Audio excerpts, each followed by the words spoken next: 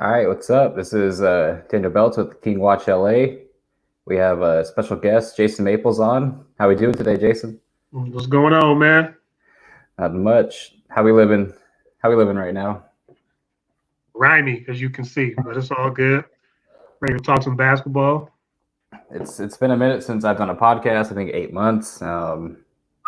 And yeah, last one I did was summertime when I said Anthony Davis was going to win the MVP, Finals MVP, and a gold medal. And they're not playing in 2020. He's probably not winning the MVP, but Finals MVP still has a chance. So I might go 1 for 3, and that's pretty much superstar in baseball. So it is what it is.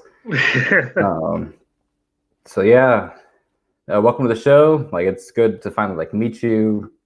We've been interacting on Twitter for probably about a year and a half since this was called Zotime Podcast. I had to rename it when the baby Lakers moved in NOLA. So I remember. It's good to have you on. So, what are your thoughts about the NBA bubble right now?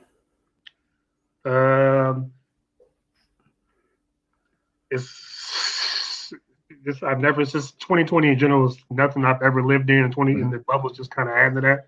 Yeah. You just never experienced nothing like this. It was a little weird to see the guys complaining at first, but I think everybody locked in and realized that there's other stuff in the world going on. Yeah. So they kind of calmed down with it, but everybody looks like they're making the best of it, which is all you can do at this point. I'm just anxious to see some basketball really now, about 3 weeks out. So let's get it, man. Yeah, because the first day, I was like, the food they were eating, the pictures they were sending, I was like, it's gonna be bad. And then it was like Mark Stein or someone tweeted out that after 48 hours it'll get a lot better. Yeah, I saw that, but the food looked better. Yeah. And then they said after 48 hours you can go explore the DJ sets and all this other stuff. So I was like, all right, just chill for 2 days. Let's see how it is. And everything I saw today, it looked amazing. Yeah, as amazing as it could be without your family and your kids. Yeah, that was a tough part for me, seeing everybody they was being a little extreme when they're talking about it was like a bid, but yeah, I saw that and I was like, I think that was LeBron and Dame talking about they're going to do a prison bid, but as far as billionaire company bubbles go, they can pay the money to play basketball in a safe environment, man. So. Yeah, and I was talking to my parents about it. They're teachers, so we've had the days we see them, days we don't. And I'm like, these NBA players got 4 months they wouldn't have gotten with their family every single day. Right, so right. It's like a give and take for the bubble, and it's terrible that they can't go. But I don't know. Didn't they say something about possibly letting the media family in as the advances on? Did they say that? Yeah. So. I thought that you can get 3 people. I saw that. Oh, okay. And that's weird to only invite 3 because most people would have a wife, at least 2 3 kids, but at least 4. So we'll see. But so let's talk about bubble. Do you think there would be an asterisk on the bubble championship? I mentioned this a couple times. It's not an asterisk. It's not any more valuable than another championship or any less valuable. It's just different. Everybody's going through the same thing pretty much. The only thing that could possibly make me change that is if there's an outbreak and like a superstar player has to sit for a couple of weeks and just kind of like a Giannis or Brown or a Kawhi, and it really just tilts a series the other way. That's the only way it can be asterisk. Other than that, everybody's dealing with the same thing. I kind of think with the rest, we're going to see actually better basketball once the rest is off because guys won't be as banged up, so you might get better basketball from that standpoint. Yeah, it's not an asterisk. It's just different. Because AD's shoulder should be 100%. Kawhi's quad, he got 4 months off of nothing. Wasn't Giannis banged up too? Giannis and PG. So everyone got the rest. 4 months, no basketball. So I feel like if the Warriors were actually in the playoff, I think Clay and Steph might play. If they actually were positioned into if they were in the bubble, I think they'd play. Whereas, because Clay tore his knee. I think they punted this season, man. They wouldn't stepping out there. Yeah. It was a wrap. They just full on tank. And the only asterisk I can see is if Russ and James Harden actually have it. Yeah, Because I've actually I've heard people say speculate that they might, and that's why they're not in Orlando. And I'm I don't want to talk about it because that's we don't need to talk about that. But it's pretty shitty that might actually be true. It make it more worrisome because they were in a hot spot like Texas, so that makes it a little more. But I hope everything's okay because I was telling you this is the Rockets' best chance win a championship. It's a lot of teams' best chances. Yeah, that's true. We'll talk about this later. This is probably the Lakers' best chance to get a title since I've been 18. Yeah, this is the best. Definitely the best since 2010. Yep. Definitely the best since 2010. Only thing I think the Lakers is kind of tough with no home court advantage. Just no staples. Staples in the playoffs is crazy. So that's the only drawback. So I think the Bucks and the Lakers probably got hurt the most with all this because there's no home court advantage that they worked for all season. Yeah, and the Clippers used to playing on the road, used to not having that home court. I feel it. Yeah, the Clippers got to be loving this. Yeah. Let's see. Let's get to the next topic. Where do you think LeBron stands in MVP race? He's second behind Giannis. Okay. I think it's just tough how people try to give it to that one weekend of basketball where the Lakers which was impressive. They beat the Bucks and the Clippers back to back. I think that kind of made everybody shrink the gap. But Giannis was just so overwhelming the rest of the whole season, and then he was playing only 32 minutes a game. They're blowing everybody out. It's got very similar to Steph in 2016, where the stats are great, but they'd be even better. But if he's not sitting out a bunch of blowout games, so it's I think it's Giannis. What seed were they last year? Were they one or two? I don't know. Were they 1 or 2? No idea. So that's why I would say they had this last year. And this is where I get into arguments I don't want to knock Giannis, but his team's pretty well balanced. And I don't want to say LeBron should be one because where they were last year, where they were this year, because where they were last year was without AD, where they were this year with AD, kind of goes his MVP race too. But I feel Giannis has had a stable environment.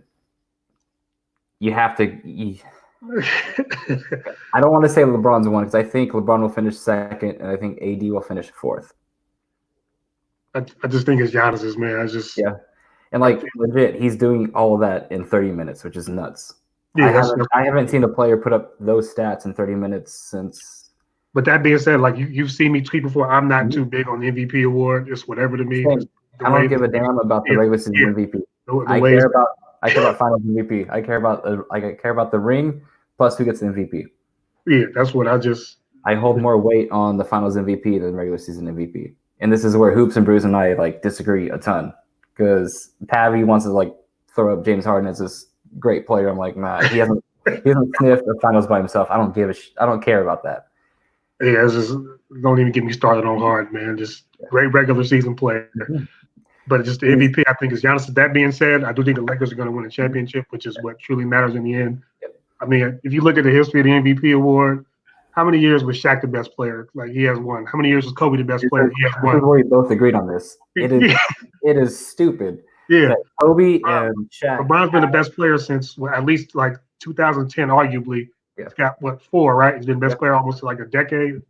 So it's the award is whatever to me at this point. It's narrative driven, and the narrative changes every year.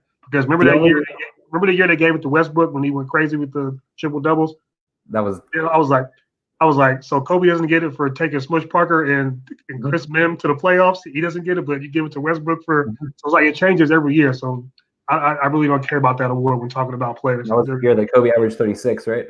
Yeah, it's averaged 35 a game and took Smush Parker and Chris Mim to the playoffs. Come on, man. In the West. So I do think LeBron finishes second in the MVP race. Yeah. I would vote him first just because Milwaukee had a set thing. Lakers, so many rotational pieces, and see, the only reason I did that because this it was all the rosters is tailor made. It's a LeBron James roster, so I can't really go for that. You got another superstar. You got shooting, so I can't. I understand that. I don't know. I would vote LeBron. I won't argue against Giannis. He deserves everything he gets. He also is, I believe, engaged or married to a chick from Fresno where I reside. So shout out to her. Shout out to Mariah. I think she went to Bullard High School, so it is what it is. Let's see. Next topic. Let's just get right to it. Should the Lakers assign Dion or JR? I think they're good. I think they're good depth signings. I don't anticipate either one being really. Neither should play more than 8 minutes a game. No. If they get more than 8 minutes a game, our Lakers are in trouble.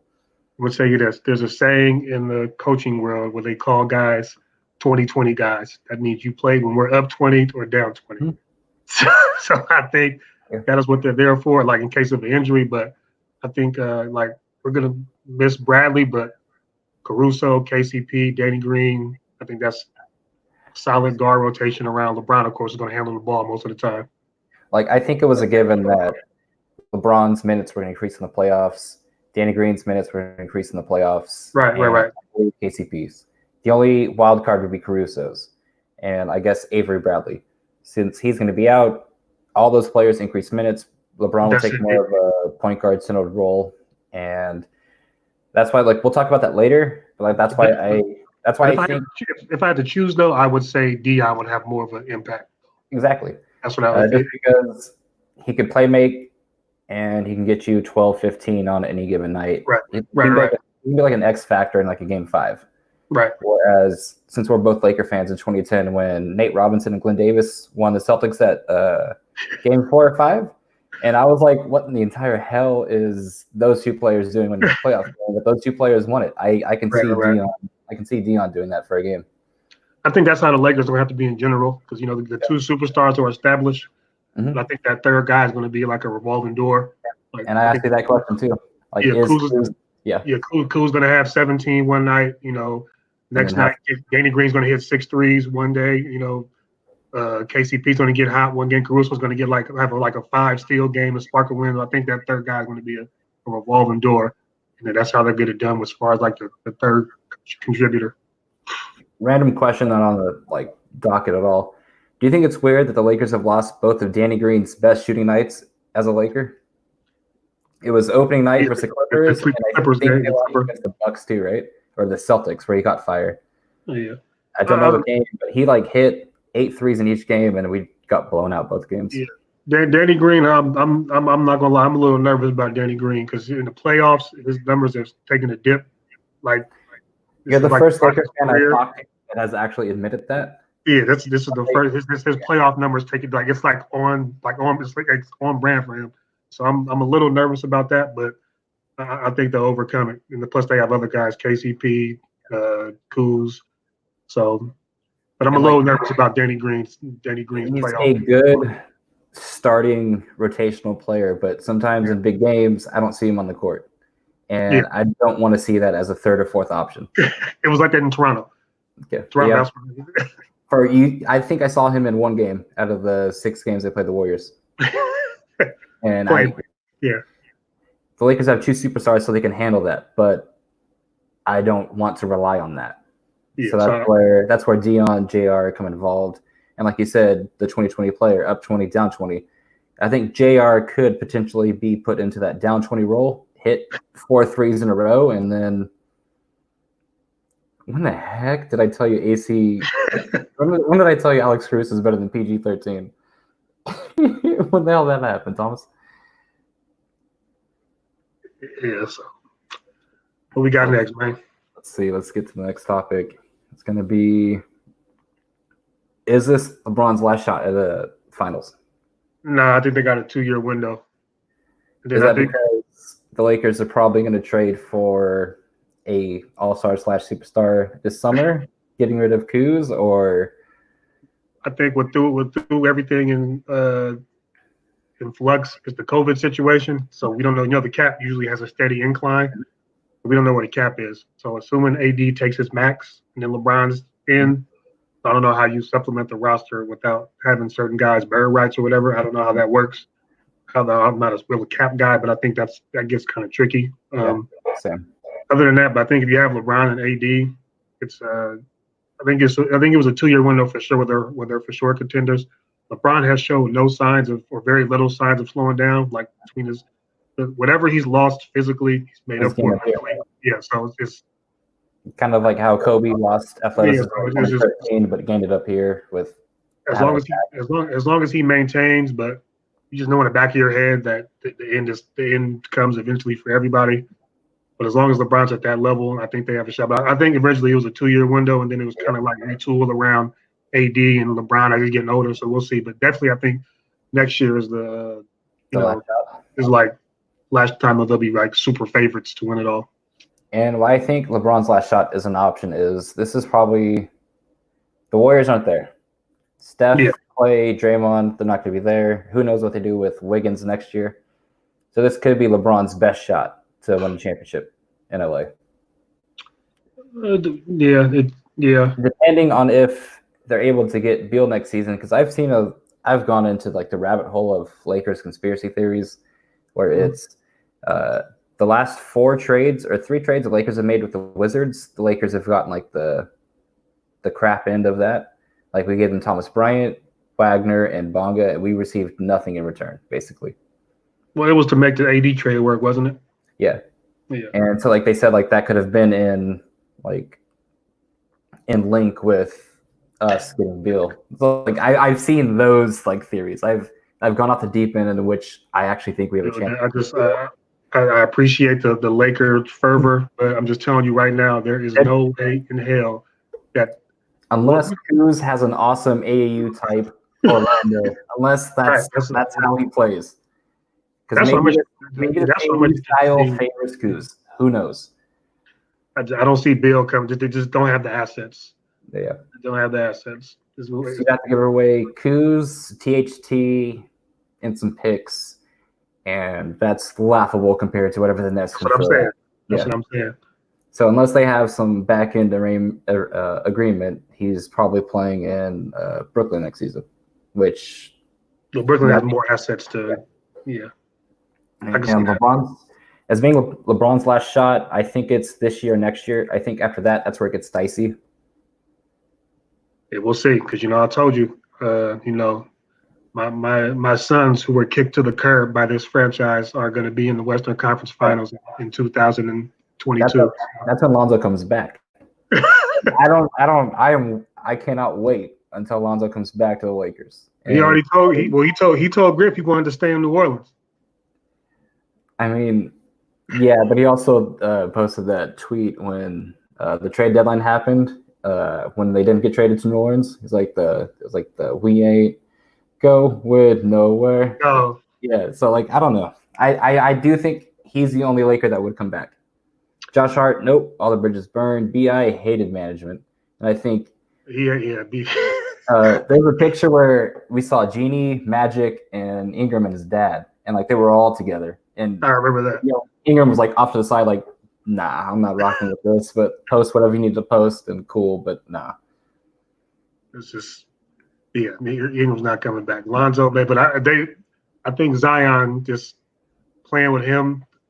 It's I think that team's going to be special in a couple of years. Mark my word. I've told other people, I do not want to see Lonzo ever not play with Ingram. And I'm getting on that thing with Lonzo and Zion too. When Lonzo gets on the court, he makes Zion's life like a piece of cake. And I've seen people say, hey, Lonzo doesn't have any positive impact on an offensive scheme. I'm like, man, did you? Yes, I know who you're talking about. We've had problems when he called the Lakers assets trash. It was like 2 years ago. And I know exactly who you're talking about. He said he does nothing towards like the Lakers or a offensive impact. I'm like, cut the tape with Lonzo off and on for Zion. And you tell me what the hell you see. And if we're watching something different, okay. Don't look at, like KD said, don't bring up a stat sheet or a graph talking basketball. I know what I see with Zion and Lonzo on the basketball court. And that's what everyone sees. Yeah, that's what I'm saying. I think my dream scenario was to have the Lakers and the Pelicans playing in the Western Conference Finals in a couple of years. In what, 2022? LeBron's last season? I can sit back and enjoy. Hopefully the Lakers have won by then. Then I don't have to be the world's most annoying Laker fan on Twitter. Because if they don't win a championship, I'm going to be unbearable, just so you know. Okay, so I am going to this season. There is no excuse the Lakers can make. There is no excuse a LeBron fan can make. It's the Warriors aren't there. No. Well, here's my thing. I've admitted this. It's a pick 'em between the Lakers and Clippers. Both teams have clear advantages in the matchup. I think it's a pick 'em. If you ask me like why I pick the Lakers, I think LeBron and Kawhi like doing what they do. They at the end they kind of cancel each other out. What they bring to the series. I think AD is going to be better than Paul George when it matters. What makes me nervous about that because AD has like 8 fourth quarter points total in all 3 games, which makes me kind of nervous. But I think when it matters, he'll be better than Paul George. I think that'll push the Lakers over the top in that series. And I saw that stat, and I was like worried. I had no idea that was an actual like thing until like you posted that. Yeah. So, but I think when it matters, AD is going to be big time when it counts. It also makes me nervous though. They talked to Vogel, and Vogel was like, he's going to play the same amount of center as he played during the season. And then he also said Kuzma will play the 5. Okay. I hope he said that. I hope he said Vogel. I will drive Vogel back to Indiana if he's playing Kuz at the 5. I'm not doing that. But I cannot believe that because what I've said is the Lakers will be NBA champions if they just rock with AD at the 5 in their most important series. If I have to see JaVale or Dwight in the Western Conference Finals next to AD, I'm gonna lose it. That's what I'm saying. If the lineups there will dictate a lot. Mm-hmm. That's why I hold that weekend in March. So like up to there is because you actually saw the Lakers play their brand of basketball. You saw Keith Kuz at the 4 and then AD at the 5 or Dwight at the 5. Yeah. And you saw Vogel's like kind of like shortened lineup. That's why Caruso barely played. And I think he's not a great matchup against the Clippers. He's not a great matchup because he's a streaky shooter. I don't get it because like the things he do should translate versus the Clippers, but right, exactly. So I don't. Maybe that changes over a series, but it hasn't so far. Right. So that's where maybe Dion comes in and changes that. Yeah, that's where like he might change. Like I think there's going to be a different role player each series. Yep. Like back in 2010, one series it was Fish, one series it was Artest Ariza, one series it was Odom, and it just rotated. And I think that's how it's going to be this postseason.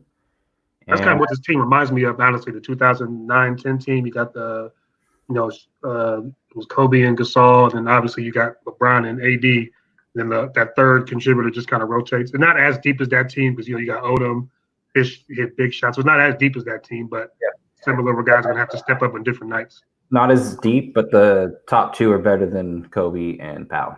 Yeah. So, like, it reminds me more of the 01, 02 teams, but, like, also with, like, the 09, like, the 10 teams. Like, it makes sense because it's just going to be your 2 top players and a bunch of role guys. Right. That's why I think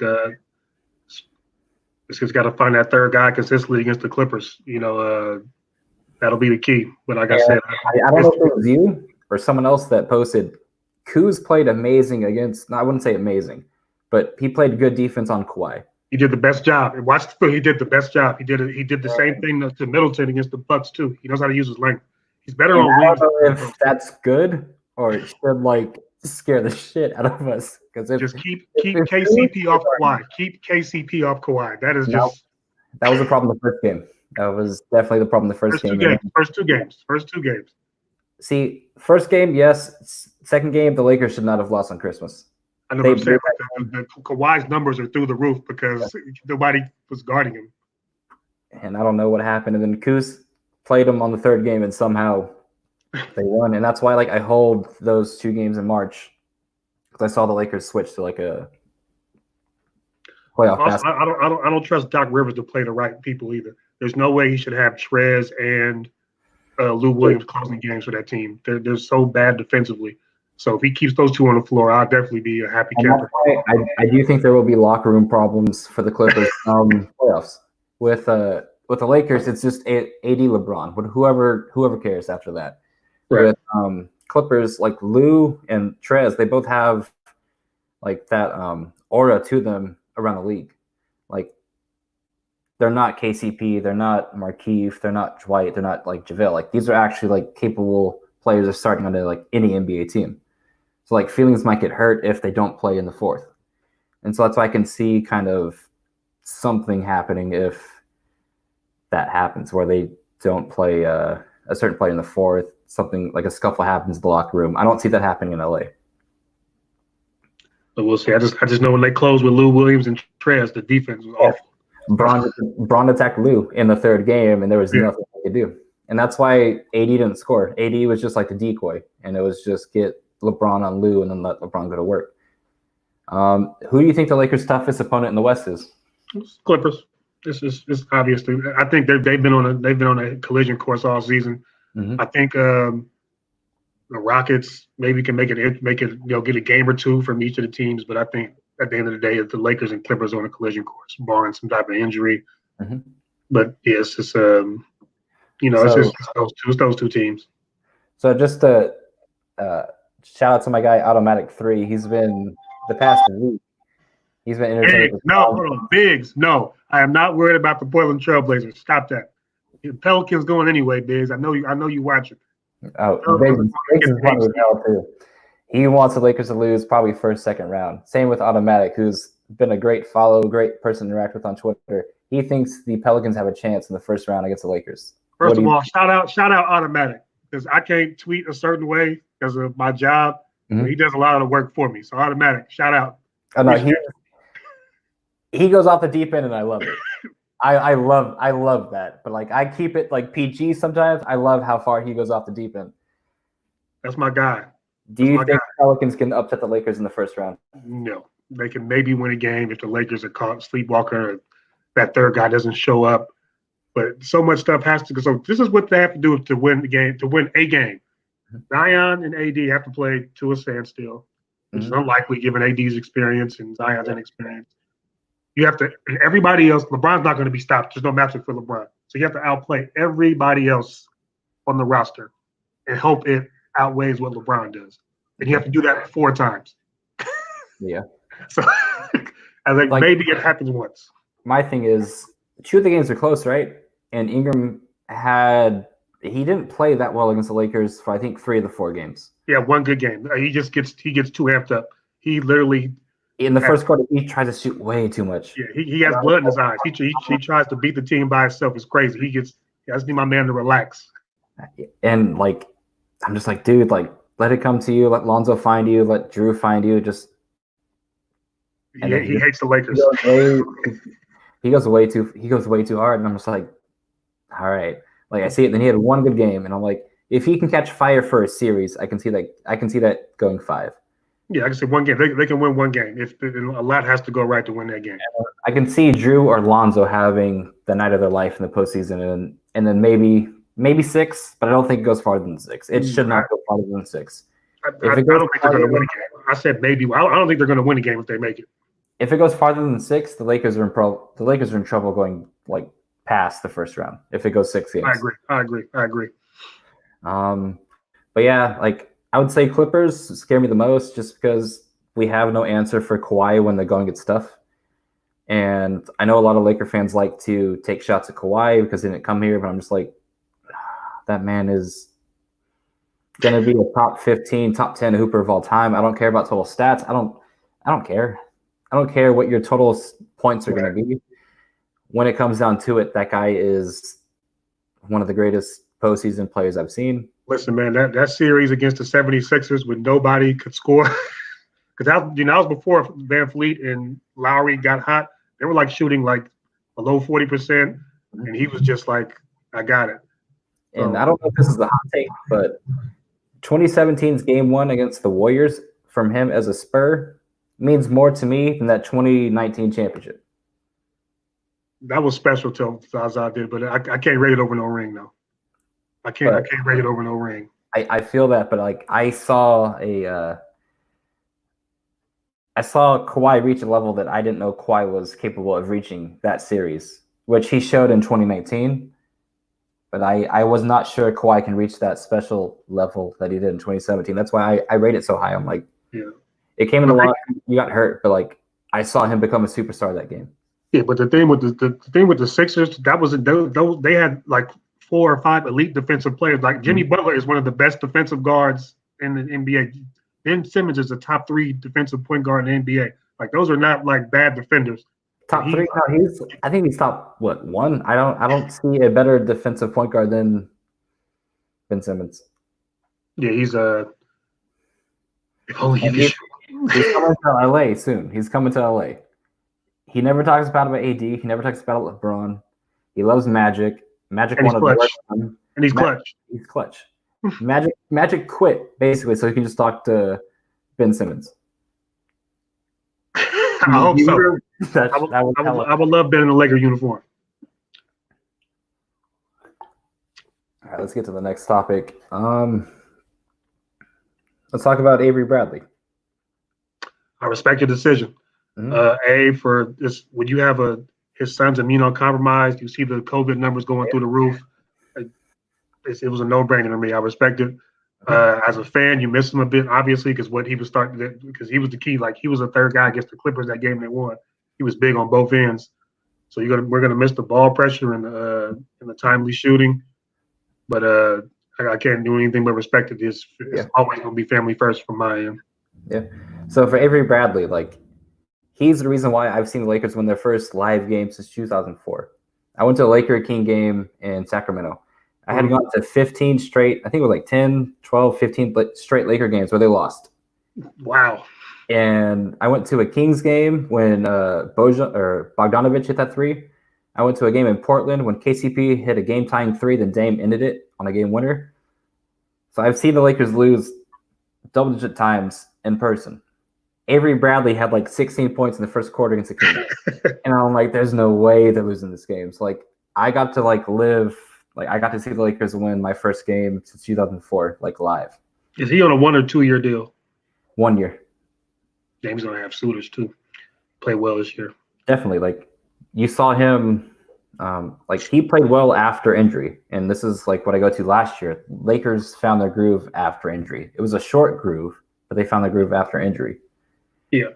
And like he hit 5 threes that game. He hit like 5 or 6 against the Clippers. He was showing you he can hit the 3. His most, I think, valuable thing he brought to the Lakers is he could hit that 15, 18 mid-range pull-up off the screen. Where was that? And then what else he did was on the other end, the ball pressure. It's a 24-second shot clock. He disrupted offenses a lot at the point of attack. I don't think that's really replaceable on his team. Maybe Caruso, but I don't know how long he plays because the jumper is streaky. So I don't know how long he stays on the floor. He's not 94 feet, though. That's what Bradley did. Bradley, by the time a guy crosses half court, that clock's already at 17, 16.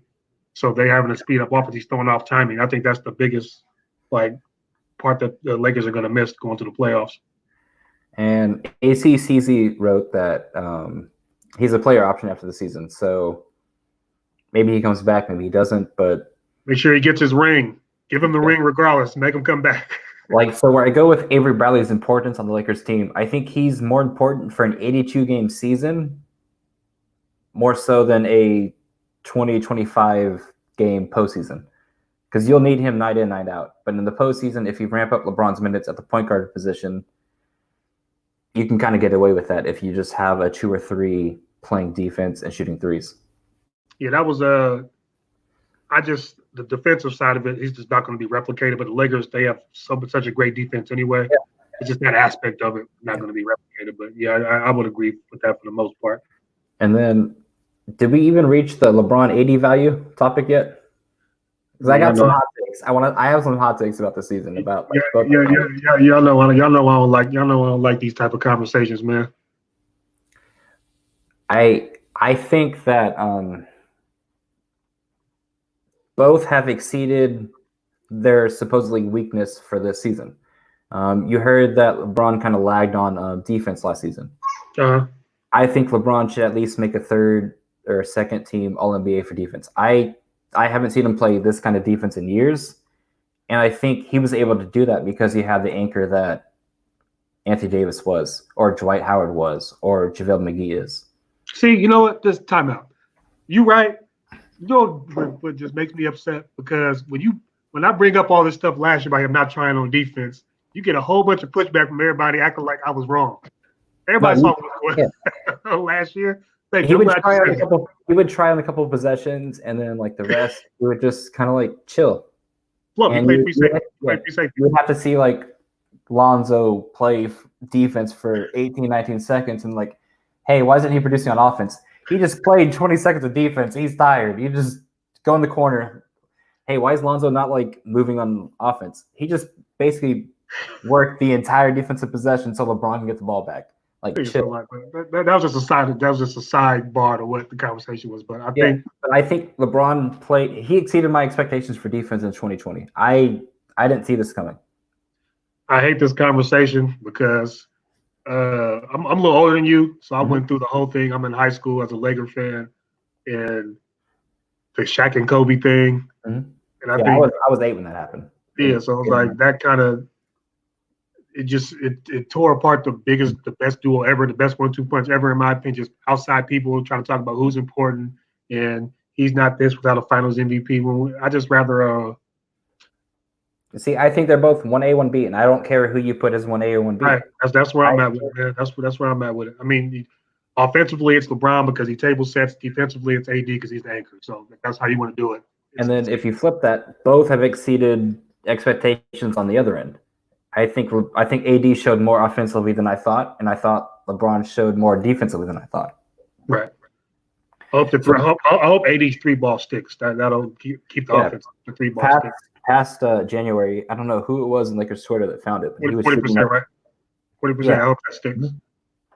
And the only bad thing is the last thing we have seen from Laker basketball is LeBron miss a layup and AD miss a 3. And that kills me, like, inside. What do you mean? Because like going forward and like, so if AD or LeBron knocks that down, I think LeBron wins MVP. And I think the Lakers are talked about more as the title favorites, as like going into the bubble. And I think they're talked as more as of like hey, they're the number 1 and number 3 in the league. Now I have to hear Jokic is better than AD. I have to hear Luka is better than AD, and I don't want to hear any of that. If the Nets game didn't happen, I think LeBron and AD are valued more than what they are right now. Yeah. Well, first of all, the Luka train has got to stop until he plays in the playoffs. He's not a top 5. Is he even top 10 right now? Like, I don't want to be mean, but the thing is that offense is like it's the best offense, like technically the best offense, regular season offense in NBA history, technically. So I think you give him 10, but it's just seeing him ranked over guys who've been on deep play. I was like, I'm not James Harden fan. But to put Luka over Harden already, I'm not taking Luka over Dame. I can't do that. I've seen Luka play where it matters. Or no, I haven't seen. I've seen Dame play where it matters. Right. So I can't take Luka over Dame. That's all I said. I was like, I just wait till Luka plays in the playoffs, and I'll gladly give it up if he produces in the playoffs, just like everybody else. Yeah. It's like, so value is a tricky thing. Like, has Luka helped the Mavericks? Yes, but so has Porzingis. So has Seth Curry. They have a deep team. They have a very deep team. And for a minute there, they were actually playing better when Luka sat. Yeah, for like the first 40 games of the season, right? Yeah. So that team's good. And if we want to get back to like some spicy takes, there was a time where Brandon Ingram shut Luka Doncic down every time they faced. Yeah, I got to get my son back to playing defense, man. We got to have a talk after the season, baby. Not only Ingram, but Julius Randle. I'm a huge Julius Randle truther, believer. He showed half a season in 2017, 2018 that he wanted to play defense. And then after that, it was a wrap. And I don't know what happened, but there's a time where I was like, I would take Julius Randle right now over Draymond Green, which is a wild take, but he was playing on both ends, and I'm like, I don't know. Yeah, Warriors Twitter didn't like me when I put that. I put that in the atmosphere. Warriors Twitter kind of hated me for that thing. So like we have a lot of like similar takes with back to like OG. Like probably the only young Laker I didn't like was D'Lo, and I don't know why. To this day, I have no idea why I just didn't rock with D'Lo. But I was proven wrong, and I think he's a hell of a player now. I think he'll be better off as your third option. Okay. Third option would be good. It'd be good as a third option. So He's a good tough shot maker. He's great out of pick and roll. He's just not a good defender, and he just doesn't have a lot of wiggle. So I think he's better off as a third option at the end of the day. Like that'll be where he sees most team success. So we've hit all the topics I wanted to talk about. Let's get into some topics maybe you wanted to talk about. If we want to go into some Ingram talk, we can. Pelican talk, we can. I mean, what more can I say? I told y'all before the season what the stats were going to be. This is the time to get Maples into the Hoop community. This is our time. So let's get into this. I told you what was going to happen before the season. I said 25, 6-5. It was 24, 6-4. He's going to be an All-NBA player in a couple of years. Like that 1-2 punch, and then you got to throw Lonzo on top of that. That team is going to be in the Western Conference Finals in 2022. Okay, so how I want to see the 22 Western Conference Finals go is I want to see the Lakers win in 7, and that's our last hurrah. And then next year, Bron retires, and then the Pelicans take over. I think Bron's playing until his son gets in the league. That's what his dream is. So I think if Bron avoids injury, I think he'll play till his son. I don't think that happens in LA though. I think Bron maybe goes elsewhere to play with his son. Maybe he retires as a Cavalier. Who knows? Yeah. But yeah, just letting you know that the Pelicans. 2022. My sons are coming. 2022. 2022. Pelicans in the Western Conference Finals. Who's the leading scorer on that team? Who put BI as decent at best? Thomas, what are you doing? I don't. He looks like an R&B. What are you doing? TV looks like an R&B singer. Dude, he is actually a pretty good R&B singer. Oh, see, hey, he's an R&B singer. See, you a singer, man. Stay out of basketball discussions.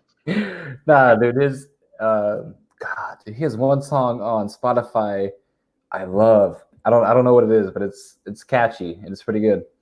BI is decent at best, man. But block that guy from the feed. Nah, but he had so we were talking. He thinks you put Kuz in the Ingram role that Kuz can get up there, get an all-star appearance maybe.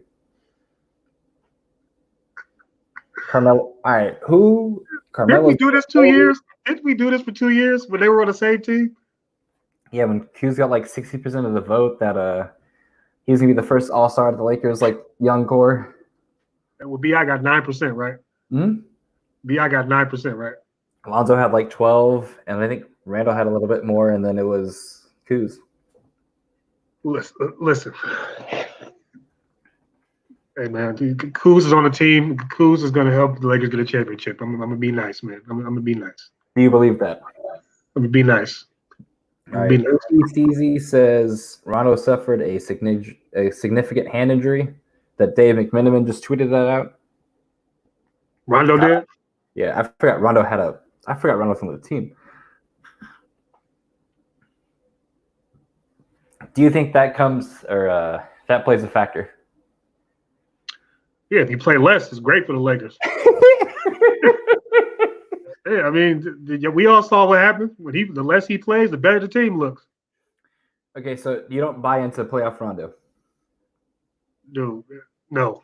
Neither do I. Because Not since Boston. I've seen Rondo play a year and a half in LA, and I have seen nothing I've actually enjoyed. With KCP, I've actually tweeted out that he has the physical tools to be a good basketball player. It's just some nights he thinks he's Kobe way too much, and he's not Kobe.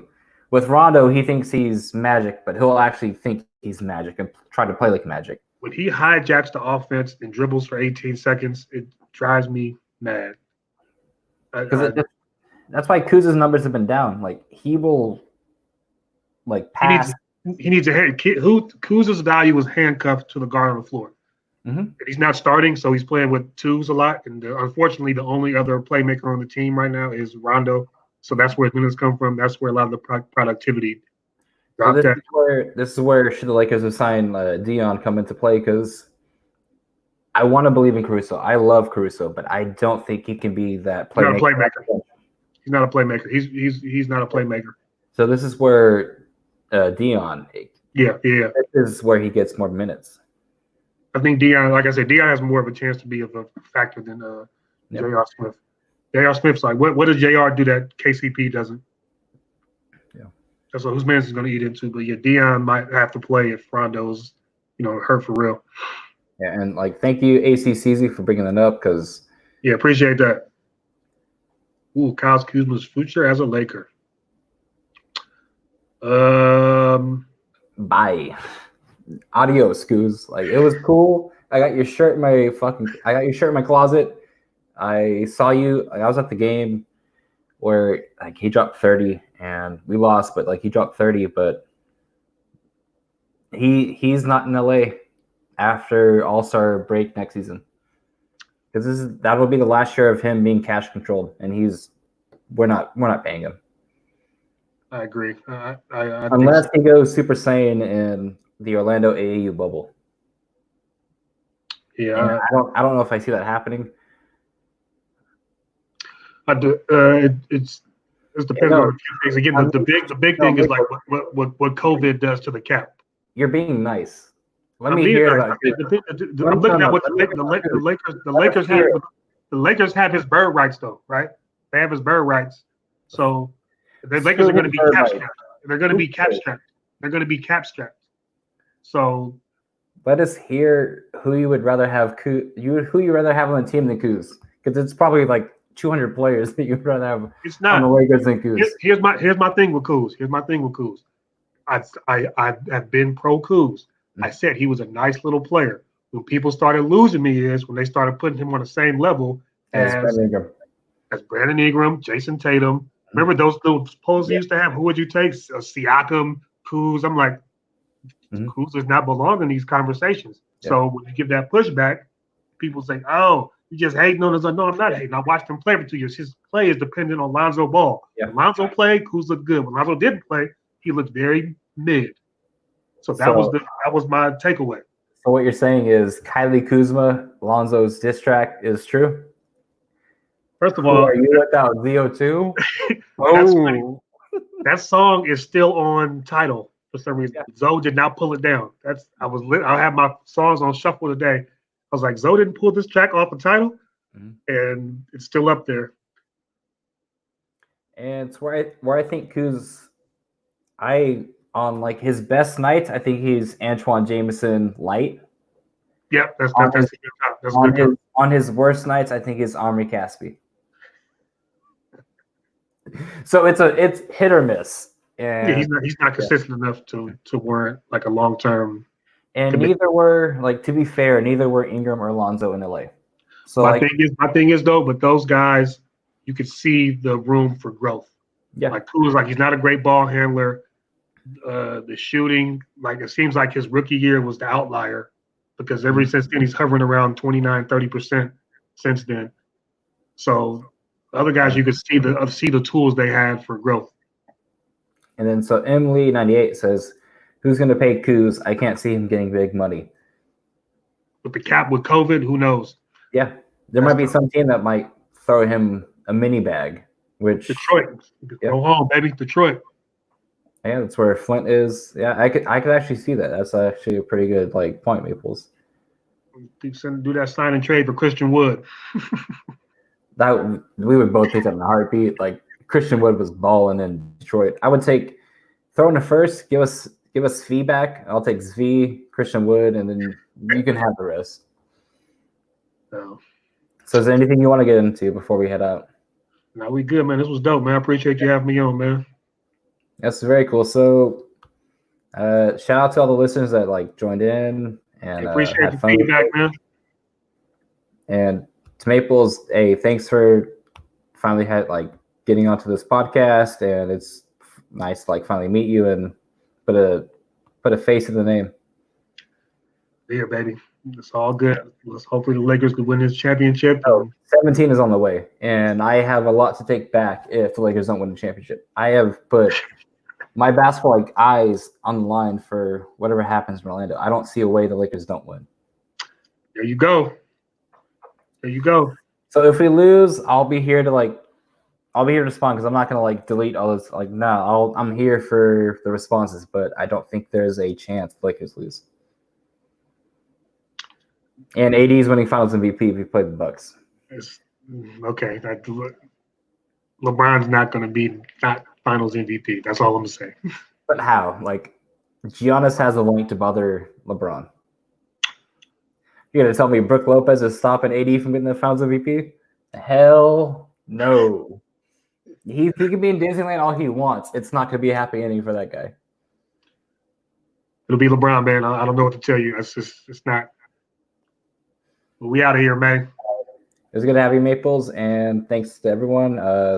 And until next time we speak, go Lakers, and thanks for tuning into King Watch. See you guys.